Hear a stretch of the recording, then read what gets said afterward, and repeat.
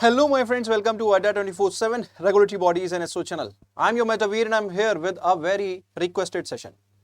जी हाँ दोस्तों, मेरे पास बहुत सारे मैसेजेस आ रहे थे कि सर ये एग्जाम ओवर हो गया है, अब क्या करें। ये एग्जाम ओवर हो गया है, अब क्या करें। तो कहीं ना कहीं मैंने सोचा कि यार क्यों ना एक सेशन बनाया जाए जिसमें जो है सभी रेगुलेटरी एग्जाम्स के बारे में बात की जाए, क्योंकि सभी एग्जाम जो है वो यहाँ पे ओवर हो चुके हैं। ऑलमोस्ट 2024 के जितने भी मेजर रेगुलेटरी एग्जाम्स हैं, be it RBI, be it SEBI, be it IFSCA, IRDI, सभी जो है यहाँ पे ऑलमोस्ट क्या ओवर ही हो चुके हैं। तो अब बच्चों के मन में डाउट है व्हाट्स नेक्स्ट। तो चलिए इसी के बारे में बात करेंगे विदाउट वेस्टिंग एनी टाइम। तो स्टार्ट करने से पहले एक छोटी सी रिक्वेस्ट रहेगी दोस्तों, अगर आप हमारे चैनल पे नए हैं तो जल्दी से चैनल को सब्सक्राइब कर लो, वीडियो को लाइक कर दो एंड गूगल प्ले स्टोर से हमारे ऐप को डाउनलोड कर लो, क्योंकि ऐप के ऊपर आपको बहुत सारा कंटेंट मिलता है फॉर फ्री। एंड अगर आप दोस्तों किसी भी रेगुलेटरी एग्जाम की प्रिपरेशन कर रहे हो तो ऐप के ऊपर मेरा ग्रुप है फाइनेंस बाय वीर सर, जिसमें मैं आपको complete banking and finance, current affairs, RBI website, different regulatory websites की कवरेज प्रोवाइड करता हूं फॉर फ्री। एंड अगर आप हमारे किसी कोर्स में एनरोल करना चाहते हो तो मेरा सजेशन रहेगा go with the bank Mahapack plus, क्योंकि इसके अंदर में आपको जो है मल्टीपल एग्जाम्स की कवरेज करने को मिलेगी। एंड इस कोर्स को अफोर्डेबल बनाता है ये code Y581 and the coins and हमारी महाशिवरात्रि सेल। जी हाँ दोस्तों, शिवरात्रि की आपको बहुत बहुत शुभकामनाएं। मे भी जब आप ये वीडियो देख रहे हो तो जो है हमारी शिवरात्रि जो है वो ओवर हो चुकी हो, बट इट्स लाइक देखिए ये कोई एक दिन की बात नहीं है, ठीक है। जिस दिन आपका सिलेक्शन होगा उसी दिन आपके लिए तो वही एक भोलेनाथ का सबसे बड़ा आशीर्वाद होगा, ठीक है। तो उसी ओकेजन को सेलिब्रेट करने के लिए हम जो है यहाँ पे आपको ऑफर कर रहे हैं ट्रिपल वैलिडिटी एंड 80% डिस्काउंट, ठीक है। 80% नॉट 79 अगर आप कोड यूज करेंगे Y581, ठीक है। तो आ जाते हैं आप मेन कंटेंट पे दोस्तों, बात करते हैं एग्जाम्स के बारे में, ठीक है। वैसे मैंने आप लोगों को बोला था कि मैं इस तरह की वीडियोस नहीं बनाऊंगा, लेकिन क्या होता है कि जब एक एक करके मैसेज आते रहते हैं, बार बार समझाना होता है, तो let's close it for once and all, ठीक है। और मे बी इन फ्यूचर में शायद इस तरह की और वीडियो ना बनाऊं, ठीक है। दैट्स अ पॉसिबिलिटी, क्योंकि यार the thing is I want you to be prepared for the examination rather than कब आएगा क्या होगा, मैं उसके बारे में ज्यादा बात भी नहीं करूंगा। लेकिन फिर भी टू एन एक्सटेंट बच्चों के मन में यही रहता है कि सर थोड़ा सा तो बताइए क्या करें, कब क्या करें, कौन से एग्जाम्स के लिए होप लेके चलें, ठीक है। तो सबसे पहले जो बच्चे यहाँ पे इंटरव्यू राउंड्स तक गए, मेनली उनके मैसेजेस आ रहे थे कि सर अब हम क्या करें, व्हाट्स नेक्स्ट, क्योंकि सर एकदम से पढ़ाई में मन भी नहीं लग रहा है, ठीक है। और होता भी है यार, जब आप एकदम मतलब बाउंड्री लाइन को छू के वापस आ जाते हो ना, तो एक सडन जो मतलब सेटबैक लगता है, उससे रिकवर करने में थोड़ा सा टाइम लगता है। कुछ बच्चे जल्दी कर जाते हैं, कुछ देर में होते हैं, ठीक है। तो मेरा उनसे यहाँ पे एक ही सजेशन रहेगा दोस्तों कि ज्यादा डिले करने की जरूरत नहीं है। आप उस फिनिश लाइन के बहुत करीब पहुंच गए हो तो अपनी प्रिपरेशन को ज्यादा सेटबैक मत दो, ज्यादा रिकवरी में टाइम मत लगाओ, अपनी प्रिपरेशन में वापस आ जाओ, ठीक है। सिंपल सी बात है। और जो नए बच्चे हैं वो यहाँ पे उनके मन में एक प्रिपरेशन के रिगार्डिंग एक जो मेजर डाउट रहता है वो ये रहता है कि सर हम कौन से एग्जाम की प्रिपरेशन करें, आरबीआई भी है, सेबी भी है, मुझे मल्टीपल एग्जाम्स लेके चलने चाहिए या क्या करना चाहिए। तो यहाँ पे मैं दो क्वेरीज मतलब दो एस्पिरेंट्स के पर्सपेक्टिव से यहाँ पे आंसर करूंगा।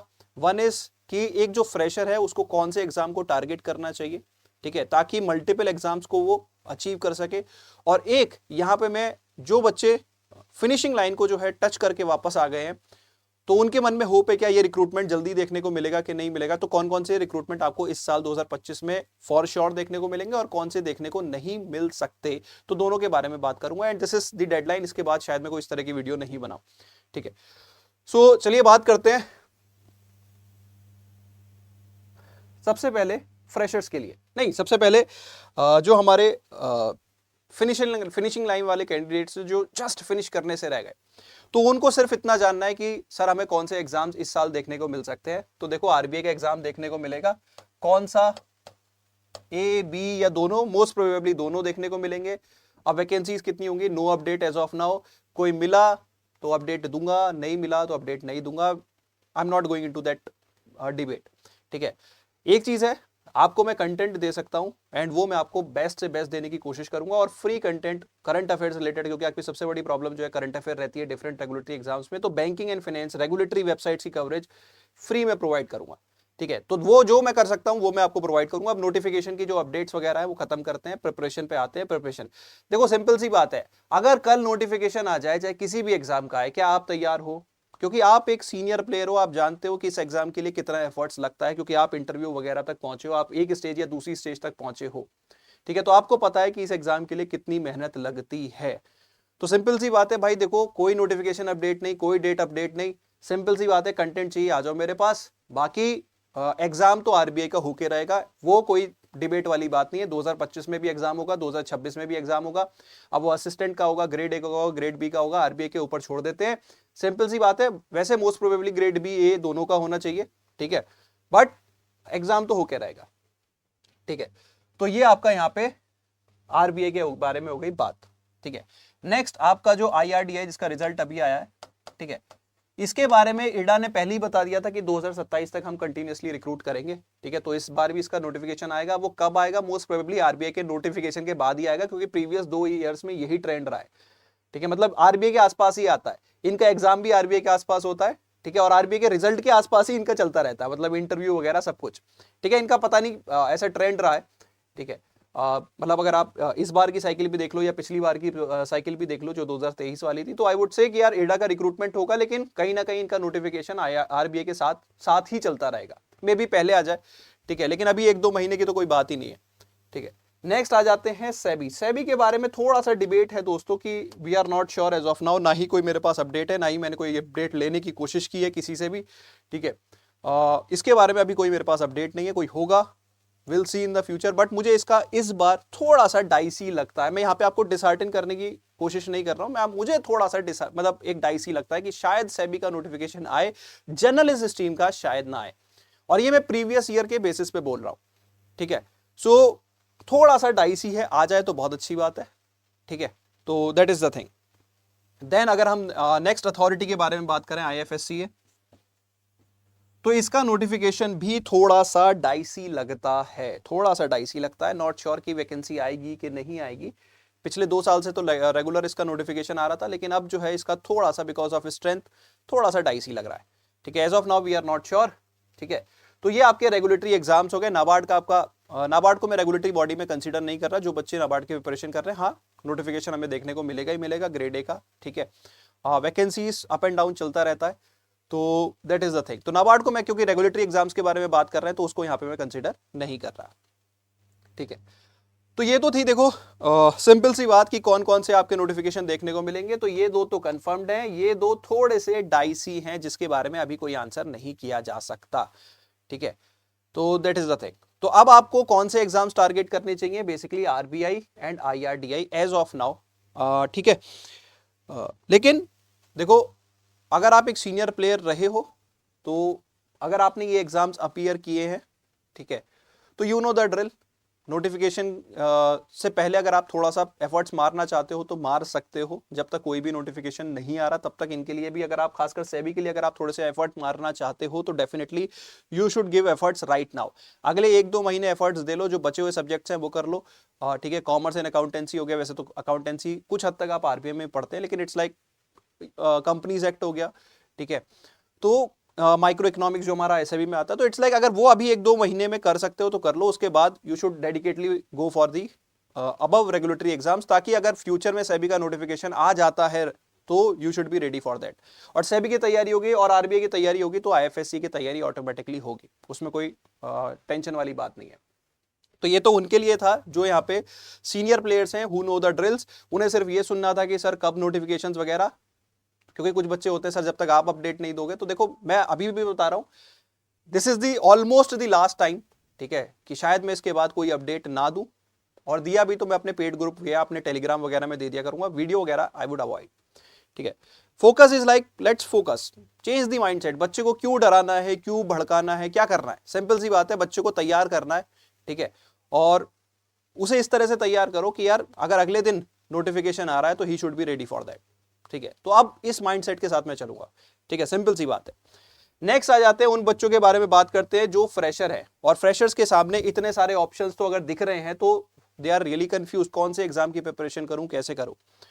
तो देखो एक फ्रेशर को जो है मैं एक सजेशन देना चाहूंगा, अगर उसका पर्टिकुलर इंटरेस्ट किसी और एग्जाम में नहीं है, तो मैं उसको अगर एक एग्जाम सजेस्ट करना चाहूंगा तो वो होगा आरबीआई, और उसके मल्टीपल रीजंस है, उसके मल्टीपल रीजंस है। अगर आप देखो आरबीआई का जो सिलेबस है उसकी अगर आप प्रिपरेशन करते हो, तो देयर आर मल्टीपल एग्जाम जिनकी प्रिपरेशन आपकी हो जाती है काफी हद तक, ठीक है।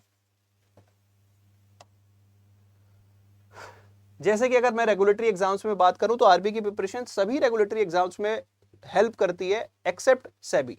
सेबी की थोड़ी सी रिक्वायरमेंट ही अलग हो जाती है, ठीक है। ऐसा नहीं है कि उसमें हेल्प नहीं करती, हेल्प तो उसमें भी करती है, लेकिन उसमें एक्सटेंट बहुत कम हो जाता है, ठीक है।